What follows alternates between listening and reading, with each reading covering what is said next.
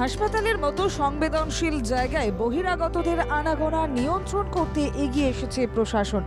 বিশেষ করে আরজি করের মতো অপ্রীতিকর ঘটনা সামনে আসায় রাজ্যের প্রায় সব হাসপাতালেই পুলিশের নিরাপত্তা কয়েক গুণ বেড়েছে, যার জন্য প্রাক্তন সেনাকর্মী থেকে পুলিশের দক্ষ আধিকারিকদের নজরদারির মূল কাজে লাগানো হচ্ছে, যার মূল লক্ষ্য চিকিৎসক নার্সের মতোই রোগীদের নিরাপত্তায় কড়া ব্যবস্থা গ্রহণ করা হচ্ছে।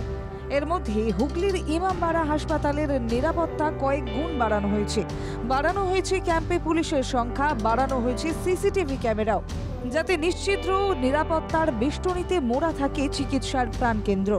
প্রশাসনিক স্তরে সমন্বয় গড়ে এই প্রযুক্তির সাহায্যে অন্যান্য জেলা হাসপাতালের মতোই এই হাসপাতালেও নজরদারি বাড়ানো হয়েছে। আমরা এখন আমাদের 40টা আছে, আমরা আরও 40টা সিসি ক্যামেরার জন্য বলেছি, সেটা বলেছি মেল ফিমেল ব্যবস্থা করা আছে, সেখানে এক বাদ আছে সব কিছু। হাসপাতাল কর্তৃপক্ষ জানিয়েছে ইমামবাড়া হাসপাতালে নিরাপত্তায় জোর দেওয়া হয়েছে, ক্যাম্পে পুলিশ বাড়ানো হয়েছে।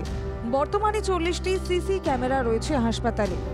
আমরা হাসপাতাল করে দিতে চাইছি, সে কারণে স্বাস্থ্য ভবনে জানানো হয়েছে আরও 40টি সিসিটিভি ক্যামেরা লাগবে। পুলিশ ছাড়াও হাসপাতালে নিজস্ব নিরাপত্তা রক্ষীরা রয়েছে, তারা পাহারা দেয়। পরিকাঠামোর জন্য আর যা যা প্রয়োজন তা রোগী কল্যাণ সমিতির মিটিংয়ে জানানো হবে।